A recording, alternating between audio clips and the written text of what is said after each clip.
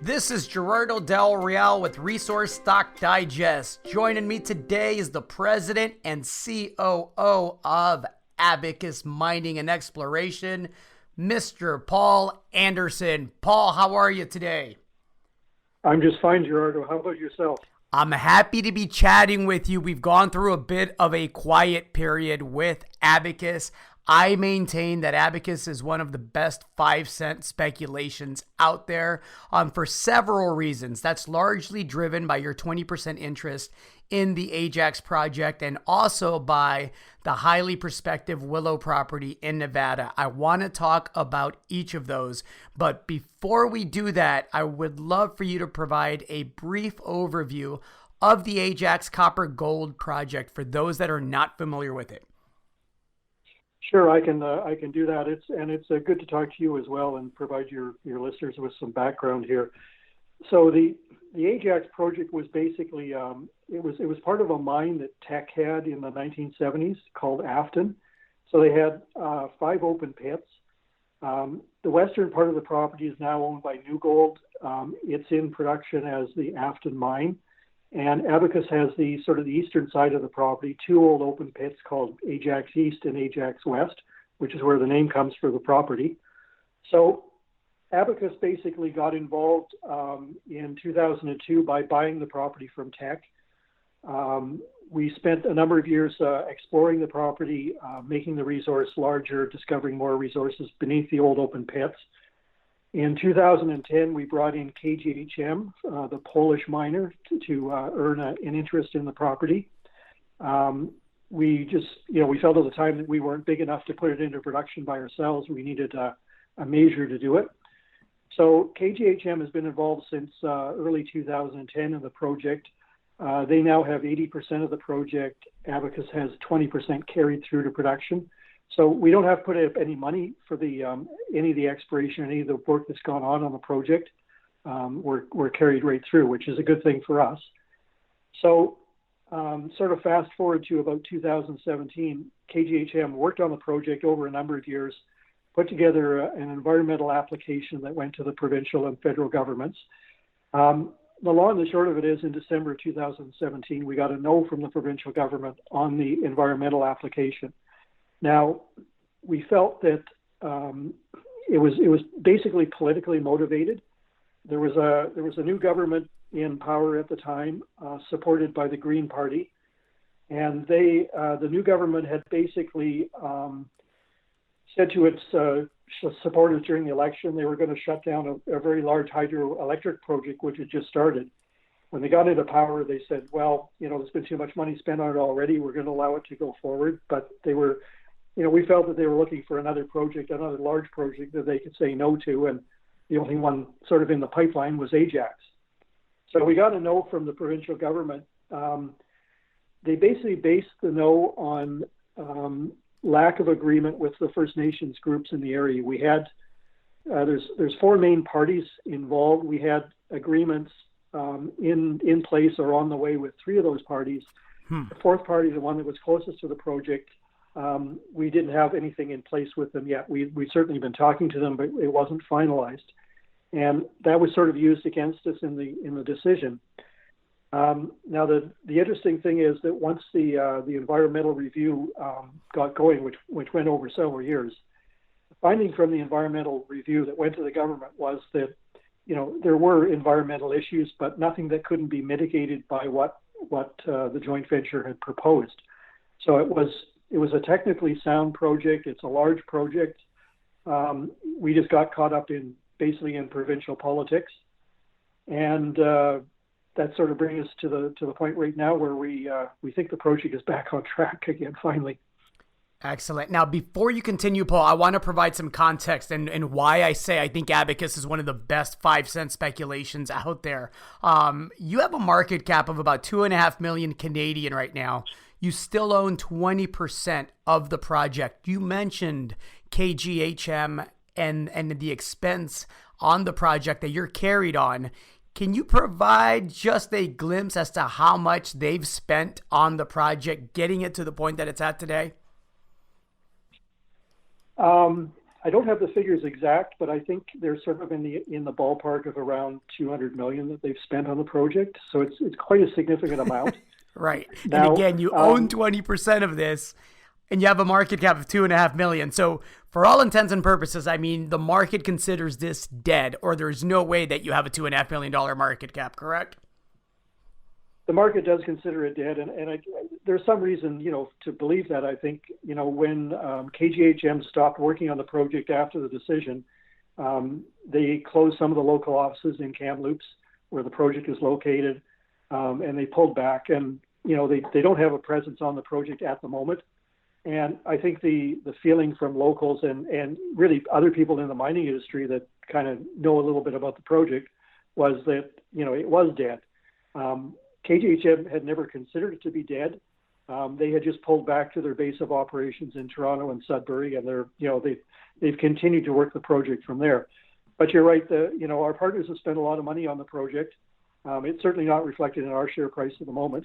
You remember that we were trading up quite a high price just before the decision. We've certainly come down quite a long way since then. Agreed. Can you provide an overview of the reserves? I believe it's 426 million tons at 0.29% copper, 0.19 grams per ton gold, and 0.39 grams per ton silver. I believe, and correct me if I'm mistaken, Paul, I'm working off of memory here. I think it's something in the order of 2.7 billion pounds of copper, 2.6 million ounces of gold, and I think a little over 5 million ounces of silver, correct? Yeah, you're absolutely right. You must be reading off the same sheet that I have. I'm actually working off of memory. Your numbers are pretty good. Your numbers are right spot on. So, this is it's a typical porphyry copper deposit that exists in BC and all the way down through the western U.S.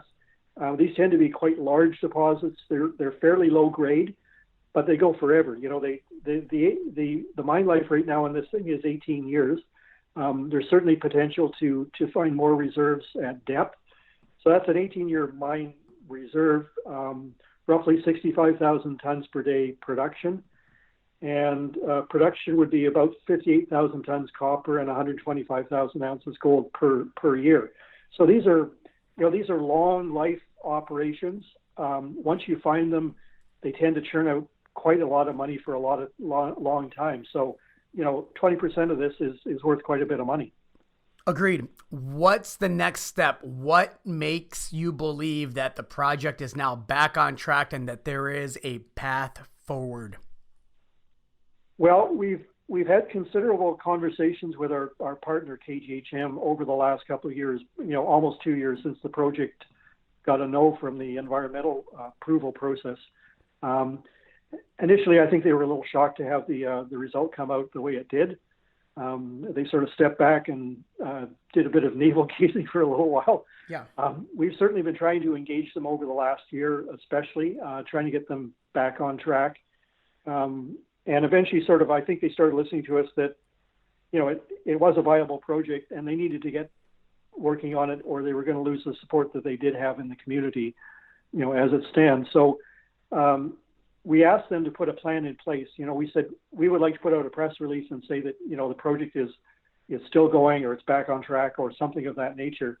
But in order to do that, we need some sort of a plan, sort of a rough timeline. So they've actually sat down over the summer and put that together.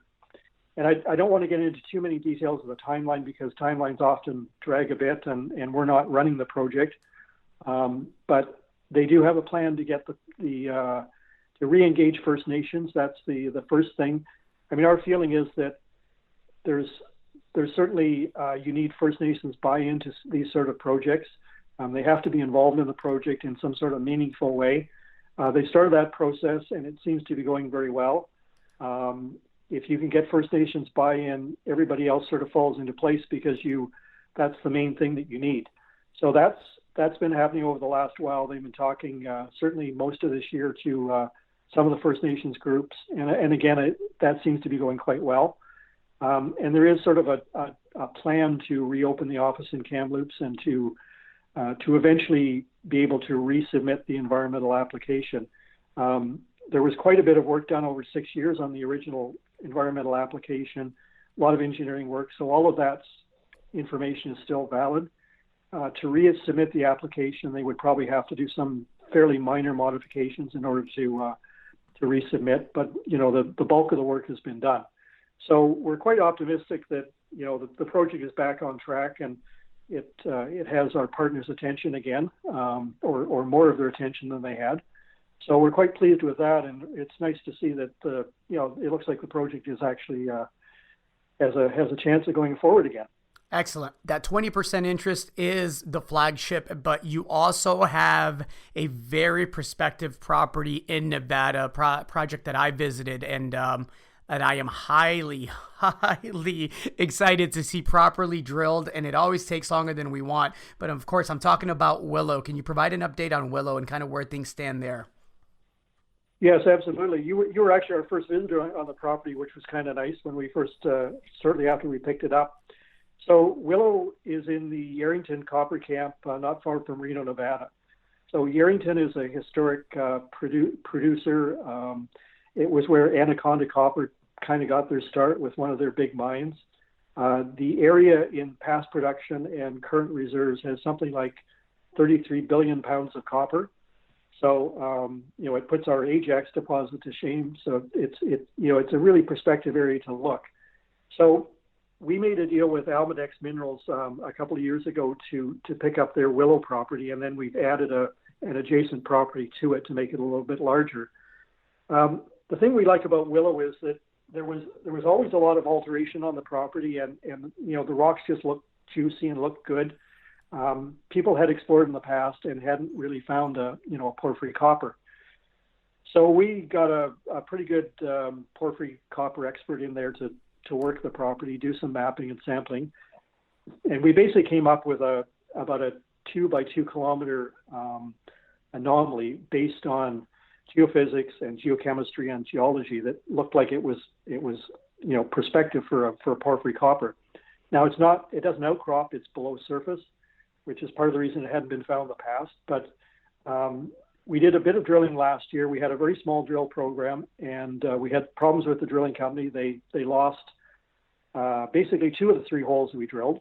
The one that we did get down to depth, we hit a particular granite, which is the host granite of the copper ore bodies in the Yerington camp. So it's interesting because conventional wisdom was that this granite did not exist on our property. We were too far west.